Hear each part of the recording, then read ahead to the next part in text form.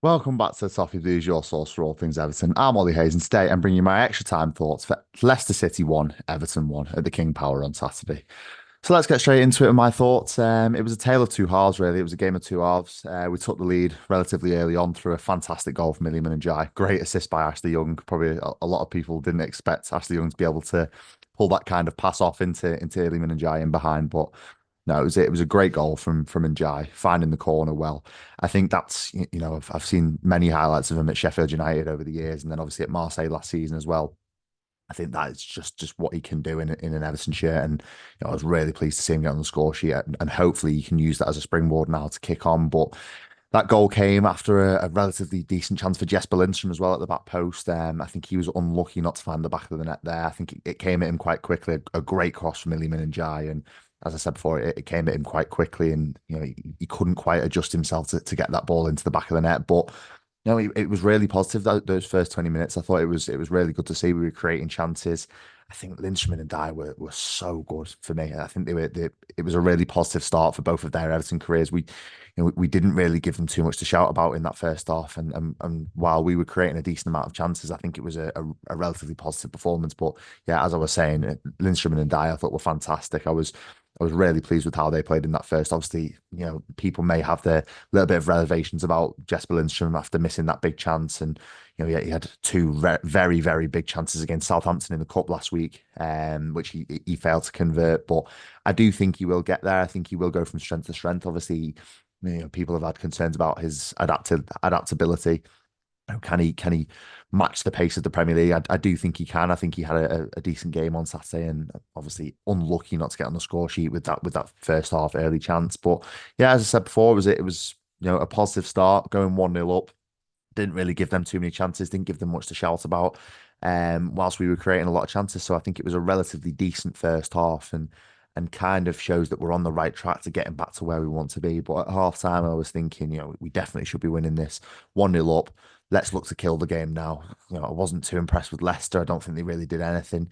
They didn't really have many chances in that first half, and we deservedly went in at half time leading the game. But that being said, as I said before, I wasn't impressed with them. So we have to be on killing that game. We have to be winning, in my opinion. And the second half, I think we started relatively positively again. We created a lot of chances to kill that game, but we just didn't take them. And I can picture the Jesper Lindstrom one where he's running in behind, and James Justin gets back and blocks the cross, the square ball to Iliman and Jai. If that gets there, and it's the finest of margins, isn't it? If that gets there and we go 2-0 up, I do think we come away with all 3 points. But that being said, there was another chance for Dominic Calvert-Lewin, and the keeper got down smartly to his right hand side and denied Dominic Calvert-Lewin there. But as I said before, there were so many chances to kill that game, and we just didn't take them. So, you know, I think that was where the manager had to be proactive there, and he did take off Lindstrom sort of midway through that second half for Jack Harrison. I maybe would have left Lindstrom a little bit more. He was causing a lot of problems in behind for Leicester. He was giving their defence a lot to think about, and then that kind of took the spotlight off Iliman and Jai as well, so they could both sort of express themselves and be their flary selves, and bring the flair to the team when with Dominic Calvert-Lewin running in behind as well. So I do think it was a little bit of a mistake taking off Jesper Lindstrom. They were causing so many problems, as I said before, and I was really impressed with them. But I, I don't know. For me personally, I do think the in-game management in that second half has cost us the 3 points there. I do think I'm a little bit disappointed not to come away with all 3 points, and a lot of people will probably have a lot more harsher opinions on that. But that being said, Dyche probably his in-game management there has really cost us, and we haven't, again, we haven't been able to see out a game, and he hasn't been able to make the necessary changes to really see off a game. So I think that's a little bit disappointing. But I think the worst one was taking Illyman and Jai off, and we saw it against Bournemouth. The one that we, somehow managed to lose from being 2 goals up at Goodison. We saw that game how detrimental it was to the team taking Illyman and Jai off, and it's happened again. It's a game where he's having such a great game. He's been so influential, and we've taken him off.